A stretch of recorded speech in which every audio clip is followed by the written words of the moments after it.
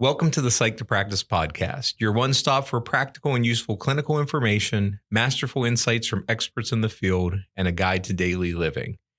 Thank you for joining us. Today, Paul and I had a great opportunity to bring Dan Florell, who is now part of our team. Not Dan's first episode, but the first one after we've been forming the CE website. Dan is, a big part of that, and great to have him here on an episode. I'd love to have him, be even more involved. And as you listen in for today, there's a topic that Dan can really specialize in that I think he has a solid seat here at the Psyched to Practice podcast, probably pretty frequently here. Yeah, I mean, so we hit this topic of artificial intelligence and how that impacts. I guess focus a little bit more on clinical practice, but also with research, and so how we're using AI and how we can do it ethically. It's new, it's emerging. I think even throwing around the term, it's the wild, wild west of AI, and that's why it's so important to just kind of working to stay up to date, because if we just kind of pick and attach ourselves to like one AI, we might be missing out on so many different aspects that are out there. And, I think that's something that Dan really, covers and kind of pushes for, is really kind of becoming, a bit more well-versed in utilizing and, diversifying AI. Yeah. And, I talk to Dan often, and, it's amazing because just in that, hour of us just doing this episode, how much I continue to learn every time we talk about it. Like it's something that I try to stay aware of, but his expertise in really diving into so many different aspects of it. I loved having this conversation, and I hope as you listen to this, you can kind of pull out some pieces of how maybe you can use it in your practice and taking from Dan, using it in a responsible manner.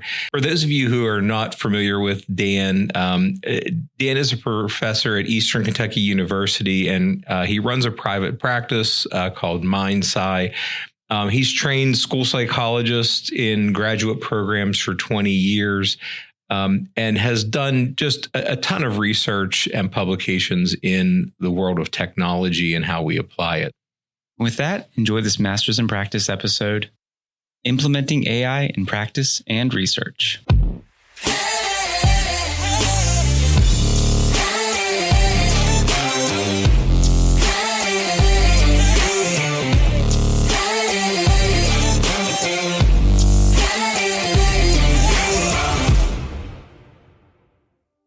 So Dan, welcome back to the Psyched to Practice podcast. Oh, always good to be a part of it, Ray. Yeah. And, so I think we've kind of teased this out to the audience already, but Dan is now part of the Psyched to Practice team. Now having you as a guest is a little different in the sense that you're kind of behind the scenes with us as we're growing Psyched to Practice into bigger and better things. So I'm glad you could come back and join us.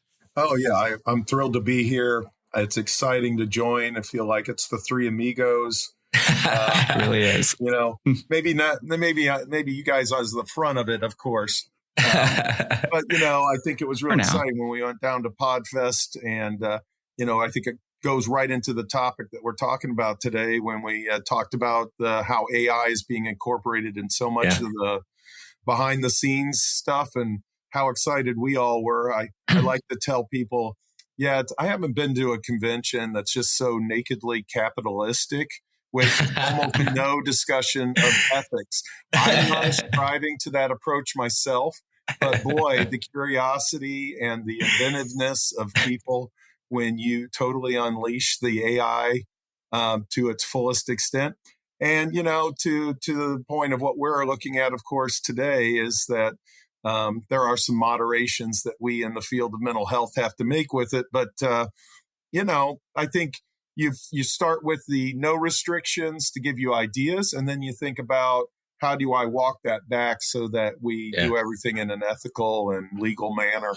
Yeah. And I agreed. I think that the podcast opened up a whole different view for me about what AI is. Like, I've been aware of it. We've talked about it when you were here with us last time, to some extent, but seeing how it's grown at almost like an incredible pace. I felt like there was so much nonstop that we were learning. So, maybe that's a good place for us to start. So, I know you follow this stuff way more than I do, but, what have been kind of the big kind of overarching kind of trends with AI that's been happening, over the past year, or maybe we have to narrow it to the past month. I don't know. Yeah. Well, one, I don't know if anybody's truly on top of this, the advanced developments. It is so broad and coming in so quickly. There's more general large language models that are out there now that, you still have the chat GBTs that kind of are leading the pack, but they have a lot of competitors that do various things a little bit differently. And it really depends on the style that the person likes and also what tasks they're asking them to do. So you have things like Claude by Anthropic, which is a little bit better at narrative, and it has a little bit more of an ethics component to it in the tasks that you ask it to do and whether it's willing to do it, which is kind of refreshing.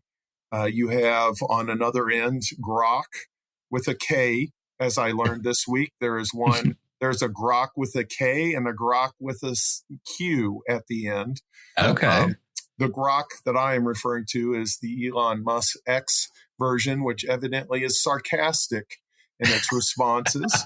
Really? And also has, been all tied into the X platform. So that's a relatively newcomer to it. And evidently old Elon has offered to buy ChatGPT. We'll see how all that mixes up. Wow. And then you got Google, who has originally launched Bard. Now they call it Gemini. Frankly, I still find it somewhat inferior, but it may be the biggest interaction with AI that the general populace has because it's all been tied into Google search, unless you've clicked off, not have that be the top of it right there. Then you also have, all of the llama-based meta platforms that use it. And then you have all the spinoffs that have been going on too. So a lot of times I talk about the big general AIs, and then you have these specialty AIs, but a lot of the specialty AIs, they're using the same basic engines. There's about 4 or 5 really popular engines, and basically it's like a car that's using the same engine, but you're putting stuff over the top of it to make it look like different type of car, and it performs in different ways based on all the other stuff you put around that engine. And I think that's probably the best way for a lot of our listeners to think about AI. Of course, just when I was about to go present in Illinois recently, DeepSeek, a Chinese AI, came out and upended everything because it is so less costly to run one of their kind of training modules, which can run several $100 million if you're ChatGPT. DeepSeek supposedly did it for less than $6 million. So if you put less than $6 million, now you got a lot more players that can get in the game than the huge Amazons and, Microsoft and all the usual suspects. So if anything, we may be talking at a really primitive, basic period where there's only 4 or 5 that you got to be kind of aware of that's being developed.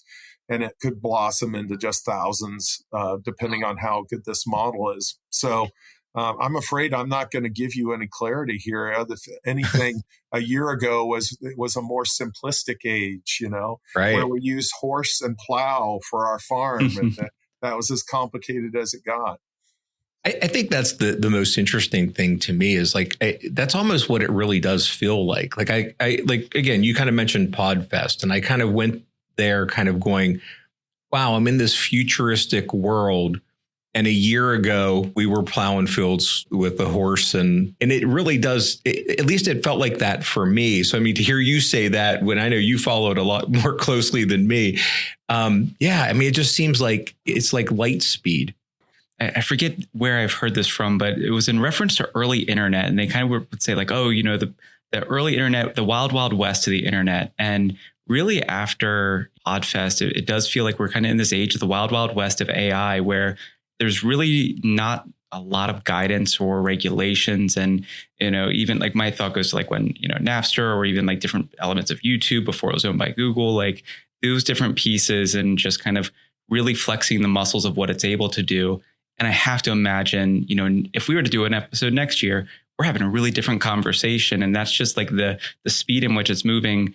And, in some ways, probably driven by AI that's, probably helping to create even more AI. So I imagine moving at an exponential rate. Yeah, I think, Paul, your kind of analogy with the early internet being just coming into grad school around 94, having one of the first web pages, the search engine probably is the best equivalent, because even before that, it was incredibly hard to find. You had these long codes you had to type in to connect to just another bulletin board and stuff. And then once the search engines came around, it was really amazing how quickly you could do it. Now, eventually Google came on, and ended up dominating and has for the last couple decades. But it feels a lot like that. You've got big players that are tech adjacent or in the tech, but not necessarily AI, who've gotten into this. But there's always these little jump starts like a DeepSeek or something that come along, and they may have better, even though they don't have the same amount of resources, they may have a better model and it can put the other ones out of play. There's a reason Microsoft isn't in the mobile phone business. Absolutely. Yeah. So like hearing it, that this is moving at such a rate, like, so those people that are listening that are, mental health professionals, educators, if they're not on this, have they kind of missed the boat kind of deal? Like, are we, is it too late to enter the game, I guess? Well, as they say, it's never too late to enter, right? Okay. So, no, APA came out with a practitioner pulse survey just a little while ago. I want to say last year, maybe at the end of the year. And it wasn't these practitioner pulse surveys that they do. They aren't like some massive thousands and thousands. They get about a few hundred psychologists of various parts along their experience in their career. And they just ask the question, in the last 12 months, how much have you really engaged in AI? And the result is even the young whippersnappers, even though they call them early career psychologists, even 59% of them had not used AI at all. And if you add once, now you're up to 63%. So roughly 2/3 of the youngest of the cohort. And as you might guess, the older you get in your career, the longer you're in your career, it goes all the way up to those who've been working more than 30 years. It's over 80% that have never used it or maybe just used it once. So odds are a lot of our listeners are in that category, and you're in good company is the lesson that I tell you. And it's interesting. They did do some follow up with that about what they were using it for the people that do use it. But I think to your point and to a lot of our listeners, you're not too late. It's still being shaken out. Now, I will say, once you start dabbling in it, it gets a little addictive. I just compared. I honestly, if you saw what I was able to put together for a presentation I have coming up on a topic that I didn't have a great background on, I was able to get something out really high quality using AI, using it in a way, though, that, is a responsible, ethical way of using it, but really utilizing it. And this would have taken me a week to do. Otherwise, it took me about a solid day to put together, from pulling up new articles, analyzing those articles, putting them into a slide, and then animating and putting in visual graphics, single day. So, yeah.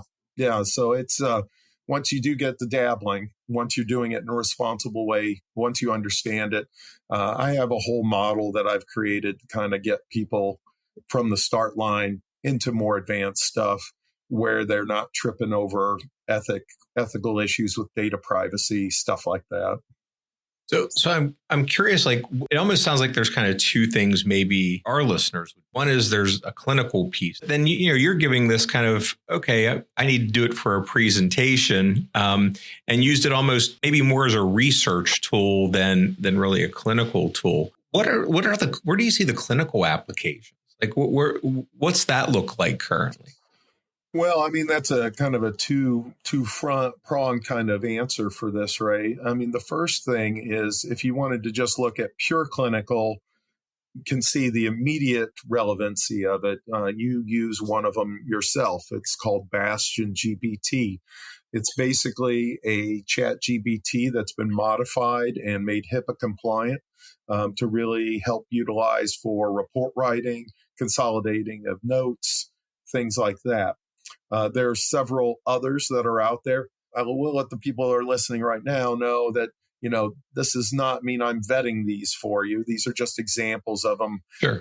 As you quickly understand with AI, you only have so much time in a day. So for me to toss off 5 or 6 of these things, I don't have time to use all of these. I just know they're out there. I know what they claim to do. And that's where the due diligence part, when you listen to this and you listen to all the different names thrown out there and you get overwhelmed, which I know you probably will, just take a breath, just pick one, use it, see what you like. And if you don't like it, know that there are many others. And I think one of the big guidelines that I use for people who are dipping their toe into AI is just try it, see if you like it. Use it just a little bit for things that are minor, and then you can ramp up things as you go along. You don't need to go ahead and grasp every single aspect of it. The other important thing goes along with any time we take new technology. What do I want to accomplish? What is my purpose? What is the task at hand? Don't look at what is the tool I'm using.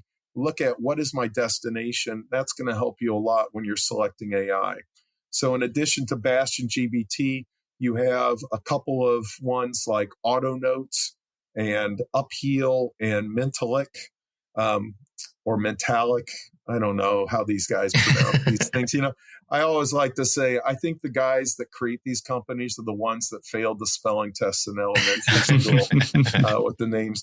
But basically what the three that I just mentioned, the Auto Notes, Upheal, and Mentalic, do is basically they can do everything from transcribing your clinical counseling session to summarizing those results, bullet pointing them, creating a treatment plan from those notes. And so, all in a secure platform. Now, there's some caveats with that, right? The medical field's way beyond us in the mental health field as far as transcribing sessions and putting them into, your EMR systems, your electronic medical record system. So there's the story of the individual doctor who got sued successfully because he was using an AI transcriber with his sessions. Of course, their sessions are much shorter than ours, but in the conversation he was having with his client or his patient, she said something, I just don't have the heart for it. And so the AI transcribed that, took it out of context, and automatically put in a referral for a cardiologist. And when the doctor went back through those notes, didn't catch that, approved them. So then the woman went ahead and got automated call that your referral to the cardiologist has been put through. You're going on blah, blah, blah date. She does. The cardiologist does the workup, says, I don't see anything wrong. She's like, I know. I don't feel like there's anything wrong, too, with my heart. I'm not sure why I'm here. So they eventually trace it back to the doctor didn't appropriately catch the error of the AI because, it interpreted heart as, there's heart problems. We need to go to the cardiologist. So it's just examples like that. I think one of the things that we need to worry about with AI is it's almost too competent and yet incompetent. And so anytime we can have an outside thing that looks like they can do it on their own, we as humans are like, great, then we don't have to do that. And so you just like, you take the wheel. I'm not going to be supervising. You're good. And I think that goes back to just how the human mind works, right? If we can figure out a shortcut to get the job done, we're going to take it. And so with AI, we got to go against that tendency if we're going to rely on it with clinical work. I will say one of the, I know we've been referencing PodFest a lot, but one of the sessions that I was in, it was all about integrating AI into the podcast and being able to utilize it like with assistance with editing, with generating better content. And they were trying to talk about what are all the areas that you can use it. And the presenter was more so like, let's just focus on the areas where you really shouldn't, because whatever's left over, think of it as like you can use it. And quality control was just about the only one that really came up. It was want to make sure that what it's producing is actually in alignment with what you're expecting or the message that you're trying to share. And I think that same thing is, what you're sharing there, Dan, is, we have to have some quality control, and that has to have human eyes on it, even though we want to trust it. And most of the time we can. It's those instances where, a referral for a cardiologist that, ends up in a doctor being sued. Yeah. Yeah, I mean, I think that's also, I think that, what I've found in my time dabbling with it is I don't like to use it for a lot of stuff. Like, I don't like how it transcribes certain things. Like, there are certain things I don't like. But what I tend to find it the most useful for is, I always say I write too much like a psychologist. And while that's wonderful at times, that's not the audience that I oftentimes am really writing for. So it's like, like writing a report that I want the person who I evaluated to understand it. What I find is I write it and I almost use it more like a spell check and just say, make sure this is at a 8th grade reading level, instead of, writing in a way that I'm using kind of psycho jargon that doesn't quite, connect with people. And I think that's where I have found it probably clinically the most useful, that it's enabled me to express an idea that I, to be honest, had a hard time putting it into a really kind of general audience type of wording. And it's helped to do that. Now, I don't always like what it writes, and sometimes I scrap it. But I would say that, probably a good 75% of the time, it gives me an idea that lets me communicate better. So that's kind of where I find it probably the most useful.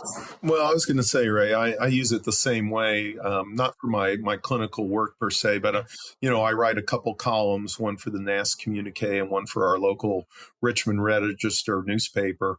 And those are two different audiences. I create a thread in AI. And if not sure what thread is, it's basically your ongoing conversation that you have with the AI about a particular task you like it to do, which makes it different than the search engine.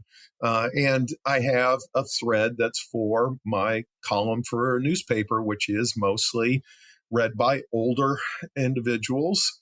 And so I make sure that I run it through, and in my instructions and my prompts, I say, hey, this is the audience. Please look to see if this is a content that this type of audience would know for the general public. How is the clarity? What sort of suggestions would you make for the transitions? Is there any added content that might go better? Is there anything that's confusing? So, and it's not just to rewrite this for me, which you could certainly do. But I think getting back to our quality control, and the fact that I've learned to write and spent a lot of time honing my own style to it. Yeah. I want to make sure that it's in my voice, but I also do appreciate, because I think we all had the experience when we were in college and we were trying to find that English major to check on our writing for whatever thing that we've done. And the worst feedback you could ever receive if you gave it to a friend is, oh yeah, it's good. And nothing more. So this does a good job with that. And then if you don't like the feedback, there's even a recurse button, and it'll go ahead and look at it again. The other thing about AI is it's a feelings don't get offended. So if you want to say, that's horrible feedback, I'm very disappointed in you, you need to do better, it'll do better. They don't know why it does that. I tell people, if you've got an aggressive kind of feeling built up, go ahead and talk to your AI, and be like, that's awful. Nothing we would ever say to our human allies, but, and then the weird way that AI works, it sometimes gets better. If that goes against your personality, you can always say, that's a nice try, but I really think if you gave more effort, and it'll also do better. So you don't have to just swear at your AI, but I'm saying it's open to it and you can't offend it. That's the other nice thing. And I'm curious your thoughts here, Dan, because one of the ways I find myself using AI clinically is actually in the session with clients, especially with my ADHD individuals, trying to incorporate certain aspects for them to create functional automation or shortcuts for them that really, it's not going to take a lot of, cognizant or really need to be mindful or intentional. It's just needing to create a specific result or something that can be reproduced.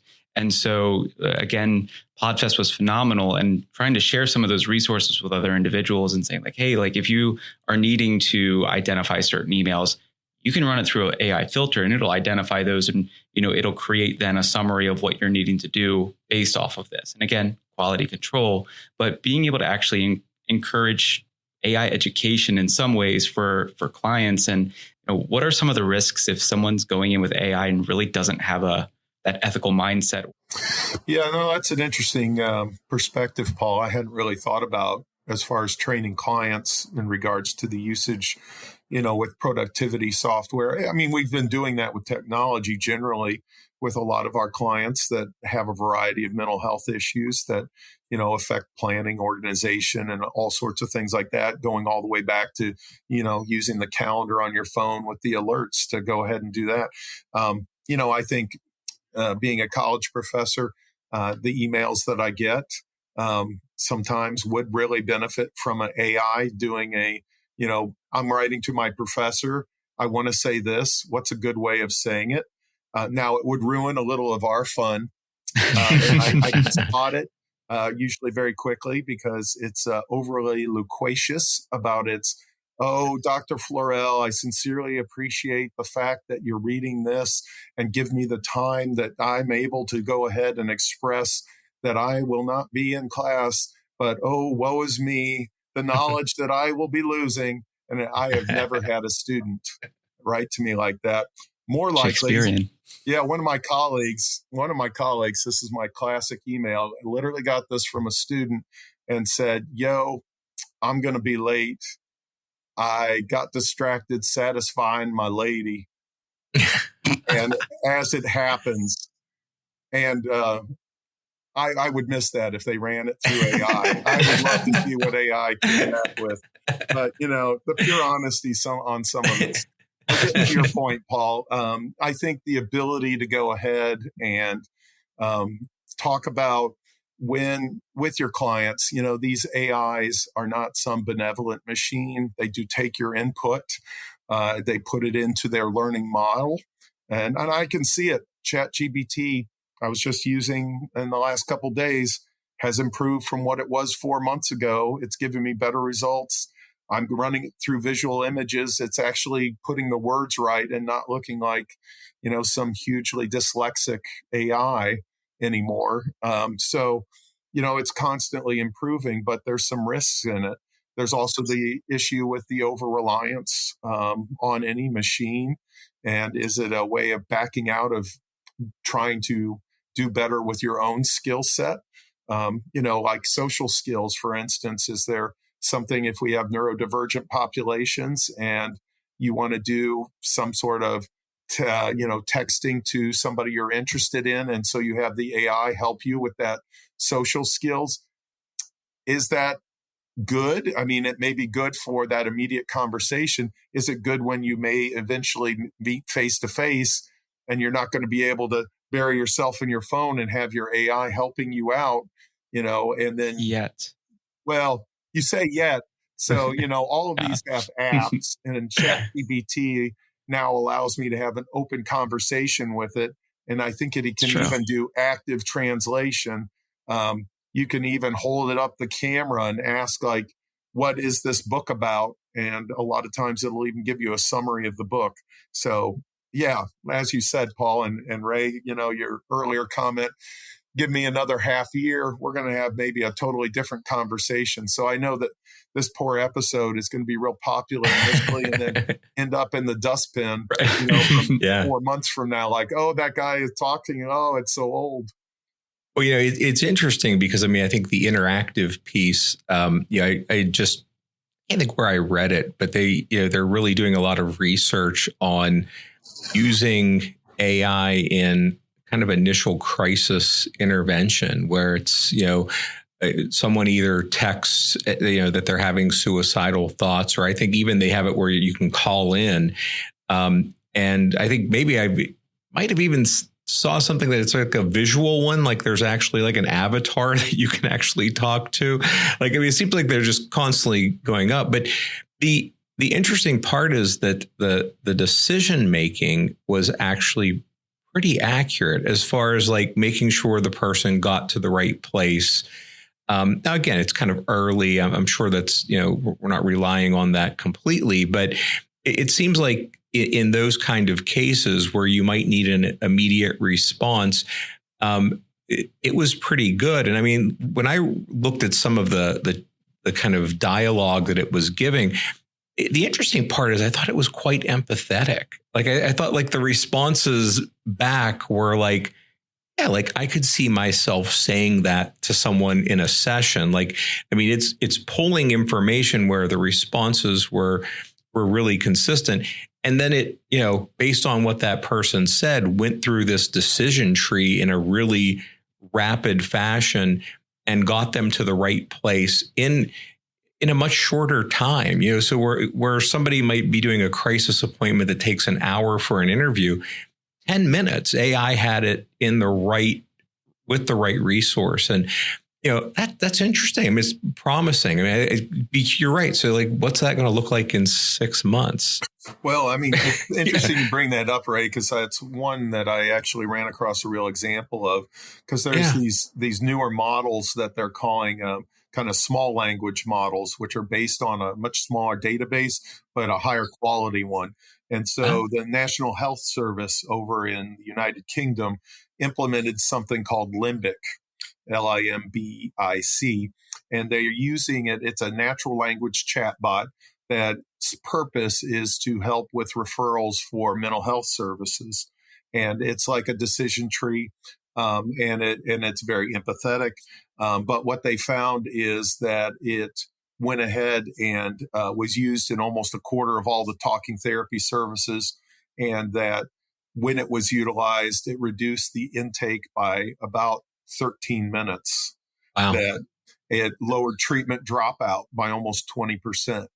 It decreased the wait time for assessment by 13%, shortened the wait time for treatment by 5%, and the client feedback, they said, was 89% positive. So what does this do? It gave that National Health Service 24/7 coverage, and then it only put, after it talked to the people, to the appropriate provider who had the specialization that met the needs of what that client was. So if you were dealing with anorexia, they're not referring you to the people that specialize in bipolar disorder, right? Right. And so, the advantage, of course, is that they have a nationalized system and they really have a high incentive to use a referral kind of chatbot like that. But, that's also, if you look at the output from the Limbic, it's still pretty basic chatbot-y kind of language. Right. So to your point, I think it's just getting better. You talk about basic therapeutic technique, right? The reflection, Sure. Mirroring and emotions. I don't think that's that hard for the AIs to do. They're really good at summarizing. What is that? That's just reflection, right? Right. So anyway, yeah, I think to your point, that's we're headed in that direction. So you've kind of mentioned a couple different ethical kind of things as we were talking and using things in a responsible kind of manner. I guess, are there other ethical pieces regarding AI that I guess our listeners should really be aware of? Well, I think, what it boils down to when you get into the legal ethical weeds, I guess, and this is my own approach, but, really at the upfront informed consent, anytime you're having do informed consent and you have AI anywhere in the process, be it therapy or especially assessment, I think it's really to be transparent, to let them know that you're going to be using some AI services. And I would even spell out kind of what areas I'm going to use it in. Like, we are going to use it for transcribing our counseling sessions and what happens to that data once they're transcribed. Now, most of these services, you transcribe it and then it gets deleted after it gets summarized. So you don't have that privacy issue, with data just being out there. With assessment, though, are you going to use it to help write part of it? Are you going to use it to just copy edit a little bit, like a Grammarly kind of AI? But you really need to let them know. Now, there's some debate, like, how do we cite our usage of AI? And there is a camp that says we use it, when we do our assessments, we will put it in the actual report. AI has been used to write part of this report or whatever it might be. I kind of look at that as asking for permission after the fact. Like, what are you going to do if they say, well, I didn't like you used AI? And be like, well, it did. Or what? You want me to go back and write it again? I mean, that's not going to happen. You need to do it in the upfront of the informed consent. Plus, I've never seen a report ever talk about any technology that is utilized to produce that report. I don't say, oh, I used Word and it offered some suggestions of words I might want to use as I was typing, and I decided to input that. I used a scoring program. I had to go online to go ahead and do that scoring program. I have never read a report that had any of that in there. So I realize AI can do a bit more, but I think the principle is the same. You always inform at the front end with the informed consent. And once again, with therapy too, if I'm going to use it to summarize my notes, like I'm just going to jot in 4 sentences and then the treatment plan, everything's generated by AI, I'm just going to notify the client that that's the service and that's what we can do, answer any concerns they might have. I think that's an important part too. I would even point it out in the informed consent, like, here's this is when I can disclose whatever. And then, oh yeah, and this is AI. This is how we're using it to make it so that we can give you better services. This is where, your data is not going to be utilized. This is the guarantees we have about that. And I think those are kind of the kind of discussions to have, just like we do with other aspects of informed consent. Yeah, I think that's a great point. And I mean, I actually, in my consent, I've always had a area about technology. Like, that's always been, because I mean, gosh, since for 14 years, I've used electronic health records. And so, I even put that in that, yes, many tests now we utilize, we're giving on iPads, we're using, they're given digitally. And so I've always kind of advanced that. And that's kind of how I've changed mine where, again, for me, like, I don't use it to write report, not something that I feel really comfortable with. I think there's an art of writing about people and not just about scores, but I do use it like Grammarly. It's like, so I put in there, I may use this to find wording choices that will be, more appropriate. And so I think I like that point. And I guess I wonder is it different for those who are using it like other editing software versus someone who enters some scores and it's spitting out the report? Do we have different obligations in situations? Yeah, I think if you wanted to really dig into the weeds, you might have different obligations. I think that's going to get things more complex to the point they don't help. I think, taking a relatively conservative approach and a broader kind of, we're using AI. Now, it's fine if you want to discuss a little bit more detail, if they have some concern, but I'm not going to use it in any of my writings of it. It's just going to be used as kind of ways of modifying some existing stuff or however you're using it.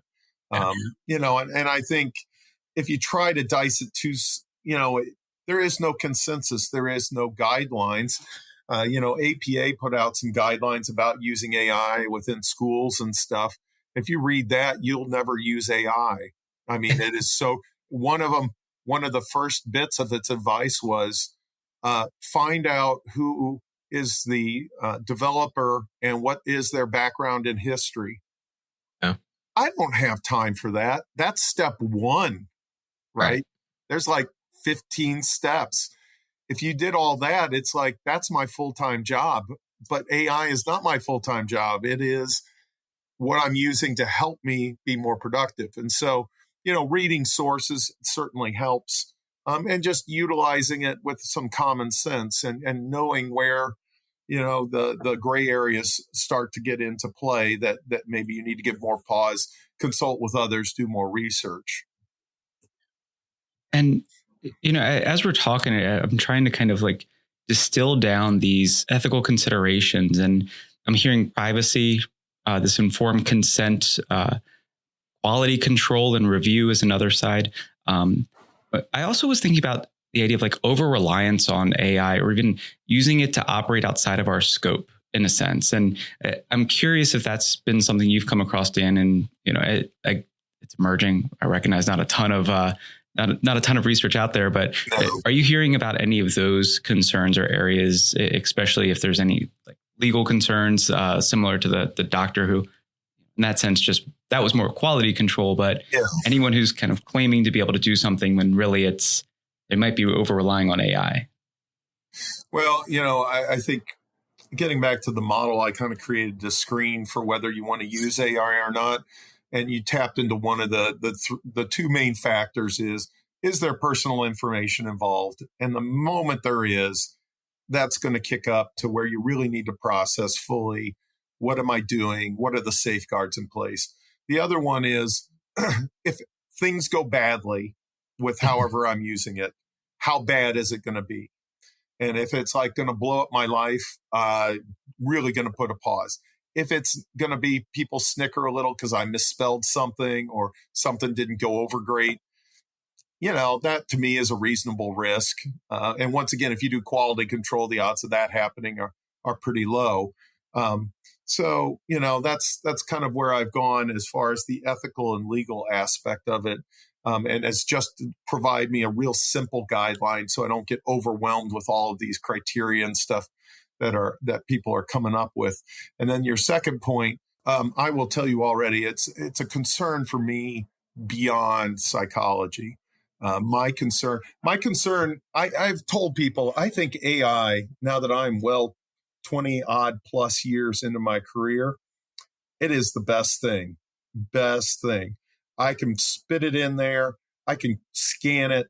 I have my little BS sensor, and I know generally what's accepted. If it's generally fits into that, accepted category, I can roll with it. If it's out in left field, I know enough that it's out in left field. I'm going to do more due diligence. If I'm a graduate student, if I'm 2 to 3 years into this field, I don't have that skill. And so I begin once again, it seems almost brilliant enough so that I don't have to do the vetting for it. And as we've seen, there's a litany of people who've over-relied on it in areas that they shouldn't have, and it's gotten them in trouble. In the college world, the big concern is cheating. Students are using it with aplomb. They're not using it smartly. I told my students, if you're going to use it to cheat, please do it smartly. Leaving something like, this is the answer to your prompt, and then pasting it in, that's using it stupid. And then I tell them, if you're going to use it well, you're going to spend as much time as it probably took to do the assignment. And you're going to miss out on all that knowledge that you could have gained. So, I think you're also going to run into, Paul, to go to your point about competency. Are people going to be overly competent? Like, I've not dealt with bipolar before, but chat says these are the steps for motivational interviewing. It's given me some interview questions. Yeah, I think I can take that client, right?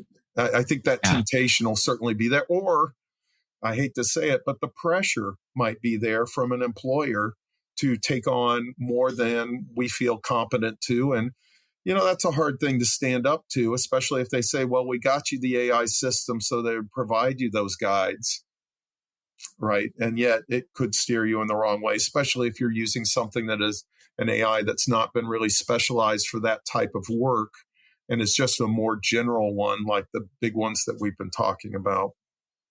Yeah, I just actually, it's interesting. Paul kind of brought this up. I have a case that I actually just finished up, kind of the everything with it, and I'm going to be kind of vague just because it's a real situation, but a situation where a school psychologist did an evaluation and made a number of recommendations, and I don't want to say the parent was offended by them. That's probably the wrong word, but they were upset by them. It wasn't consistent with what they've been told by other clinicians. And so long story short, I become kind of this, kind of second opinion evaluator in this case.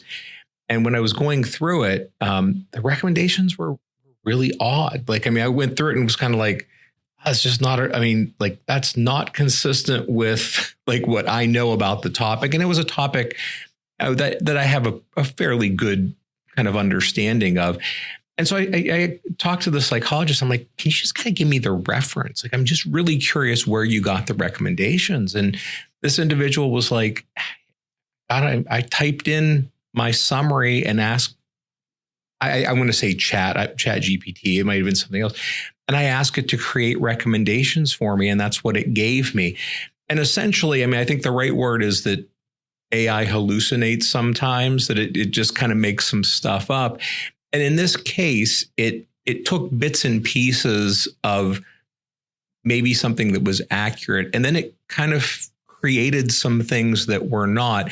And that's where that vetting piece, so kind of with what Paul was saying is like, this person went outside of their competence. And in the sense where I said, like, why did you do that? Like, again, maybe say, hey, here's what I know is a good recommendation, and maybe get some ideas of how to clean it up or make it more interesting. But it ended up being like, all of these headaches came from a bad vetting process. Then instead of just kind of cutting and pasting it, and they didn't, I don't know that if I didn't ask the question, I don't know that I would have known that it came through an AI piece. They were written well. It just didn't make any sense. And then it was against kind of what we know research wise. So, I guess when we're asking it those questions, that's where I think that competency issue comes into play.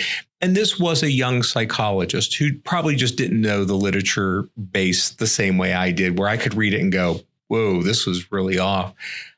So I think that probably does happen. And maybe the thing we have to be the most cautious about. Well, if you want to stand on your head, Adam Lockwood, I think who is very involved. Wonderful, with, wonderful AI. resource. They've done a study that looked at is AI using a completely made up data set and stuff. Yeah, they fed it into AI, and then they also had a clinical psychologist write up the same data, compared it, gave it to 300 school psychologists, using it, conclusions, everything. And generally, it did a good job. The AI did. And now, while people tended to prefer a little bit more the clinical psychologist, the one area that they actually like the AI better, the recommendations. Yeah. Because I think as psychologists, as particularly in school psychology, we're used to people barely reading our report, and you kind of get a little discouraged in your recommendations. So, you have your laundry list of recommendations. You pick and choose a few that apply, which is still individualized, but a little more generic. And the AI, of course, is giving 100% effort on all of it. So it's probably a little more individualized, but still, to your point, they may not be the most current recommendations, or like you said, some of it may be hallucinated, where it's taken a little bit of each and splurged it in. Because an important thing for people to know about AI is that one of its overriding algorithm missions is answer the question, no matter what. So I don't know is not answering the question.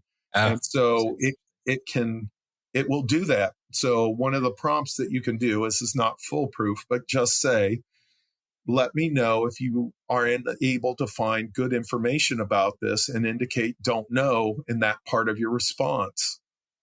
So you're giving permission for it. There's lots of ways, if you know how to prompt effectively, to get around some of the drawbacks to minimize some of these hallucinating phenomenon. As I said, though, if you use it stupidly, you're going to make stupid errors. If you use it smartly, you're going to make much fewer errors and you can use it much more productively. You're still saving time even when you vet the stuff. Yeah. And one of the things, and going back to the, when I was sharing that I try to educate some of my clients on the use of AI, like one of my recommendations is, I can't, what you do with this is your decision after you leave the session, but I would really encourage, use it to help out with the tedious tasks that you already have a level of mastery with. And that way we're just, in the same way, I equate it to a calculator. It's like you can write out all of the, the equation and you can do it, or we can plug it into a calculator and get it. However, the value of knowing how to do it, if we don't have that calculator, we're still able to create the same results. And AI is just that tool in a way that's going to help us reach that end destination a bit more efficiently and effectively. But make sure you know what the end destination you relatively should be landing on. And it sounds like in some of these examples, there either wasn't the vetting of seeing if they arrived at that destination or not truly knowing what that destination should have been. I agree. Well, it goes back to my earlier point, right? Yeah. What is the purpose? What do you want it to do? And AI may not be the solution. There's a lot of technology, a lot of tools that we have.